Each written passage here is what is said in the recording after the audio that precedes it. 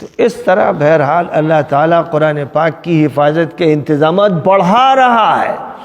قرآن کے دشمن بڑھ رہے ہیں یا مخالفت میں بالکل پاگل ہوئے چلے جا رہے ہیں، تو دوسری طرف اللہ کے انتظامات بھی بے انتہا زبردست ہے.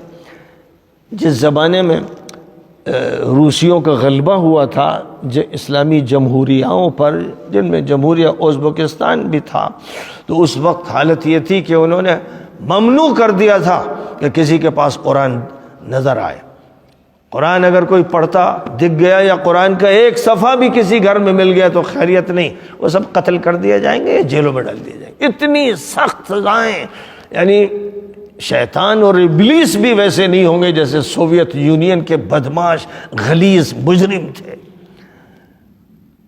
اور ان کی حکومت 1917 سے سمجھیے شروع ہوئی، اور پھر 1990-91 میں وہ بسٹ ہو گئے، پنکچر نکل گیا، تباہ ہو گئے، سوویت یونین کے پرخ سے اڑ گئے، اور افغانستان میں ان کے جنازے پھینک دیے گئے. افغانستان جو ہے وہ قبرستان ہے دنیا کی بڑی قوموں کا اور لشکروں کا. تو روسی بھی افغانستان میں تباہ ہوئے. اور اب یوں سمجھیے کہ یہ 1990-91 کی بات ہے. 1993 میں بخارا گیا، سمرقند، تاشقند، فرغانہ. تو وہاں کے مدرسوں میں جب بچوں کو دیکھا، اور ماشاءاللہ ان میں حافظ بھی ہیں اور کچھ حفظ کر رہے ہیں، تو یہ پوچھا کیسے حفظ کیا؟ تو معلوم یہ ہوا کہ صاحب ان کو حفظ کرانے کے لیے ان کے والد یا ان کے استاد رات کو 12 بجے 1 بجے گھر کے کمرے میں چھپ کر یاد کراتے تھے. ایسے لوگ بھی رہے ہیں کہ جو کسی بہت بڑے برگد جیسے درخت کے جو کھوہ ہے اس کا سوراخ، اس میں گھس کر نیچے جو اس کا حصہ ایسا تھا کہ جہاں 2 آدمی چھپ سکتے، وہاں حفظ کرایا، غاروں میں کرایا. اس طرح سے قرآن حفظ کراتے رہے اس جابرانہ دور میں. تو واقعی حیران ہو گئے لوگ کہ اللہ تعالیٰ جن سے بھی کام لے. تو اس دور میں بھی انہوں نے یہ مصیبتیں جھیلی اور قرآن پاک یاد کرایا. اور ماشاءاللہ ہم لوگوں نے وہاں کے بچوں سے قرآن سنا.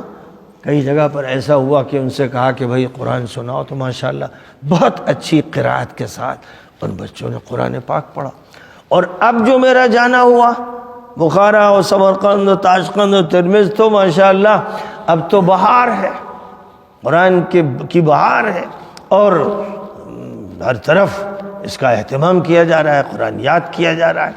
جبکہ ابھی بھی حکومت پوری طرح آزاد نہیں ہے کمیونزم سے اور سیکولرزم سے، لیکن پھر بھی جو تھوڑی سی بھی آزادی ملی اس کی وجہ سے اپنے بچوں کو لوگوں نے دین پڑھانا شروع کیا، اور قرآن خاص طور پر پڑھانا شروع کیا.